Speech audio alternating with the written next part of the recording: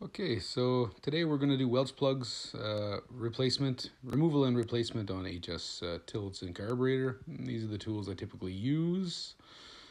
Some picks, some punches, a small screwdriver, and a ball peen hammer. Here we have Tillotson HS carburetor. And this is the small Welch plug that you'll find in your rebuild kit, and this is a large Welch plug. The small Welch plug is the one that you're typically going to have a problem with if you're going to have a problem with any of them. And by problem, I mean that's where the debris is going to collect. There's a little atomizer screen that's in underneath there, and after 40 plus years of use, you're bound to have a little bit of stuff in there. So this job isn't always necessary, but yeah, it's not a bad practice if you know how to do this, to at least check underneath the small plug. I'm going to do them both just for demonstration purposes. So here I'm using that small pick that you can find in your screwdriver kits that you never have any use for. And yeah, see how just easily they pry out? Yeah, just go right into the center.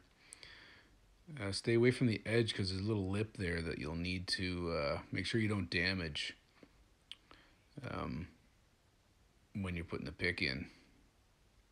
And the large area is not very deep, so just lightly tap it.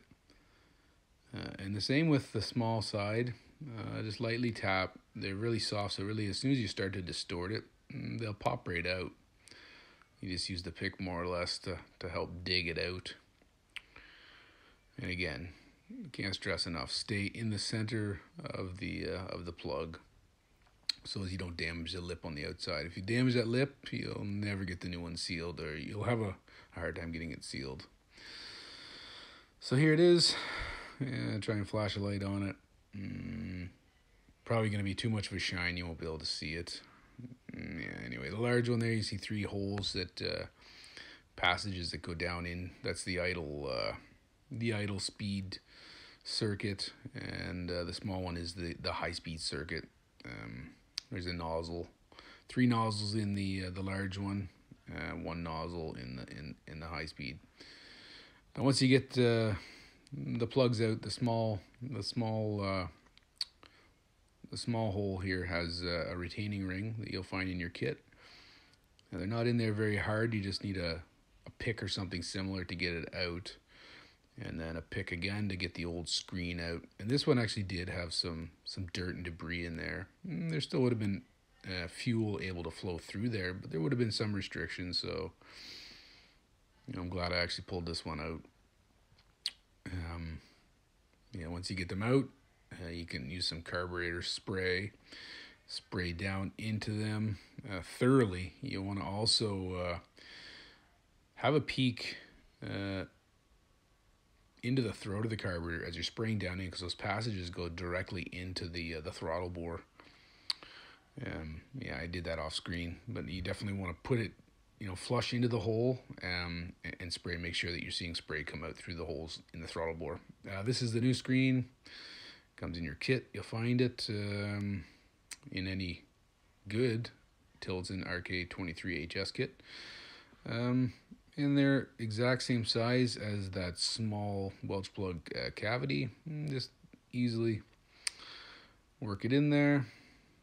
And something like a punch will come in handy here. Just work it down flat. Don't want to push too hard and distort it. Just make sure it's sitting in there nice and flat. Yeah, not the best lighting here, and again, not the greatest angle either, but I think that it is good enough that you can see what's going on here. Alright, so that's the screen, and the next is to get this little retaining ring back in. Whoops, there we go. And just put it over top, and it's a little bit larger than the opening. That's what gives it a nice snug fit. So you just a small screwdriver, flathead, something like this, just to kind of work it down in. And yeah, it can be a bit tricky, but not too bad actually. Start getting it worked in. Keep your finger over it so it doesn't go flying out of there like crazy and lose it. And then you're in a bit of a pickle. once you get started in there, then I switch over to a punch. It's about the same size, and you can just work it down in. Yeah, I think a little bit larger punch than that. Yeah, it's almost the exact same size as the pin itself, or the ring. So yeah, just push it down flat so that it holds the screen in place. Have a look there, just take your time with it. Yeah, and just for good measure, just make sure it's in tight. You don't want the thing loose and rattling around. The whole purpose of it is to seal and keep the screen in place so that you can't get any possible debris to go down in there and plug up your main nozzle. If that were to plug up, you'd probably burn up the saw. All right, so that's that one. And then to put the plug back in, grab the correct size plug. Obviously, comes in the kit, and just kind of make sure, wiggle it there to make sure that it's sitting flush, rounded side up.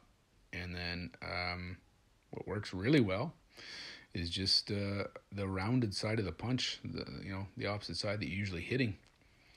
Just take that and your ball peen hammer and make sure it's in the center and lightly tap it. You don't have to hit this hard because they're really soft, and just kind of work it as you're tapping it to make sure that you're getting it evenly sealed the whole way around that lip. And then just check it with your finger. Sometimes if it's not sealed, you'll see it moving.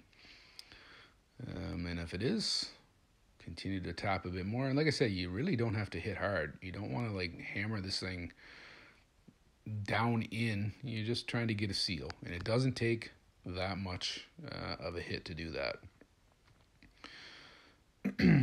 One other piece of equipment too that I should have mentioned is a pressure testing device for your carburetor. There you can see you can't see it really well, but anyway, it's down in there. It's not hammered in like crazy. It's just flat.